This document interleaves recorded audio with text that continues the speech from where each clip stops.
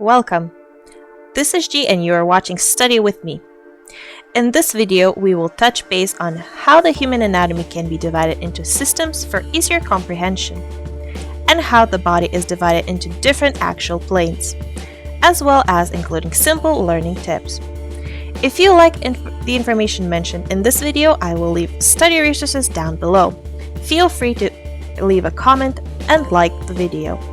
We encourage learning and sharing resources on the vast majority of topics that we will cover. Now, enough of the side talk, let's get into the topic at hand. First, we must find out what anatomy is.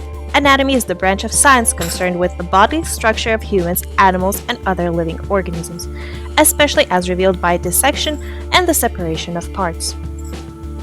There are a few ways to classify the human body. You can go by systems, which the first one is the skeletal system. It is exactly what it sounds like, the bones and joints of the body. The adult body skeleton is made up of exactly 206 bones, and it can be further delineated into the axial skeleton and into the appendicular skeleton.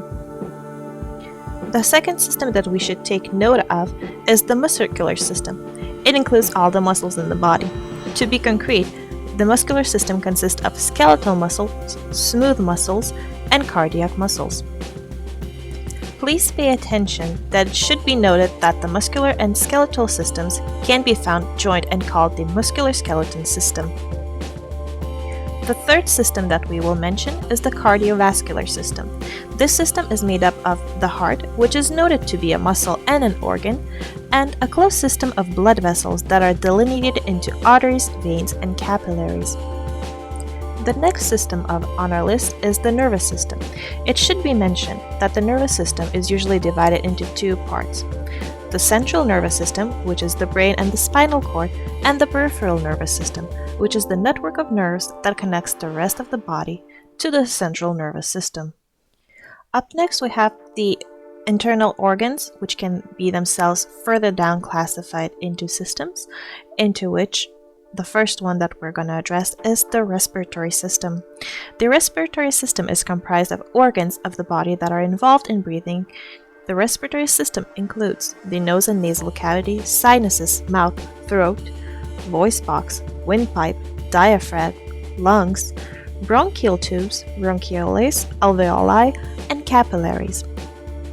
Up next, we do have the digestive system. The digestive system is designed to turn the food you eat into nutrients which your body uses.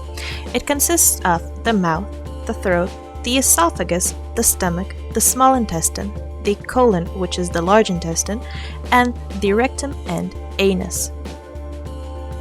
Moving further, we run into the urinary system. Its main goal is to filter blood and create urine as a byproduct. The system is comprised of the kidneys, the renal pelvis, the ureters, the bladder, and the urethra. Up next, we have a system that is widely misunderstood to this day. It is the immune system. The main function of the immune system is to prevent illness in the human body. The anatomy of the human immune system is the lymphatic system, which is the vessels and organs that carry excess fluids to the bloodstream and filter pathogens from the blood, which is comprised of two main parts, including the lymph vessels and the lymph nodes, and a series of cells called the lymphocytes with the parts where they are generated, the bone marrow, the thymus gland, and also an addition of the organ of the spleen. Up next, we have the endocrine system. It is a network of glands and organs. This system uses hormones to control and coordinate your body's energy levels, metabolism, growth, reproduction, development, response to injury, stress, and mood. The parts of the endocrine system include the hypothalamus, the pineal body, the pituitary gland, the thyroid and parathyroid glands, the thymus, the adrenal glands, the pancreas, ovaries in females, and testes in males. The next system is the reproductive system, which is different for females and males, which is why we're not going to dive deep into it today. However, the main function is the same for both sexes. It is the healthy reproduction of the human body. The last system on our list is the integumentary system. It has a variety of functions, but the few main ones are to protect our bodies from outside pathogens and thermoregulation. The system consists of the skin, the largest organ in the body, by the way, and its appendages such as nails and hairs. The skin can also be divided further down, but that's in a separate video.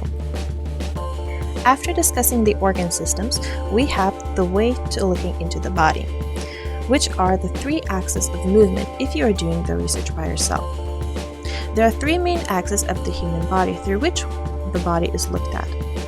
The first one is the sagittal plane, also known as the sagittal axis or the longitudinal plane. This axis is the one you use the most frequently in the daily life. You look at the body through this axis, and that is looking at it straight forward.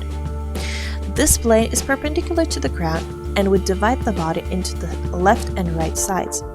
Quick tip to remember this axis: just imagine it's of arrows piercing straight through, going sagittally through the body.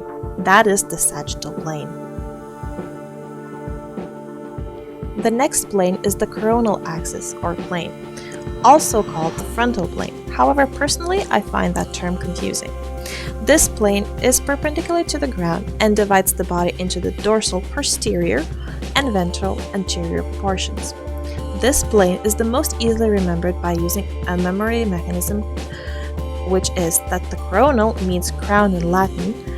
Imagine that you are putting a crown on the body and looking at the body from the point of the crown. And the last but definitely not least is the transverse plane, also known as the axial plane or the cross section. It divides the body into the cranial and caudal portions and is parallel to the ground. These, in short, are the axes of the human body. In addition to the anatomical axis, there is some extra content for you to review. The extra content is the ways of looking at the body. There is two main positions, which is supine and prone. The position supine is when a person is laying down or facing forward. You should be able to see their face and the palms of their hands. An easy way to remember that is imagine that the person is trying to carry a bowl of soup. Hence, the position is supine. The other position is prone, as you can see in the picture. The person is facing downward and you can see their back, and that's pretty much it. I do not have a memory device for this position. If you guys know one, please feel free to suggest one in the comments below. And if you enjoyed the video, please like, share, and subscribe. I really would appreciate that. We encourage learning and sharing information in this channel. You can find my social media addresses below, and feel free to reach out and contact me. Thank you. Have a great day.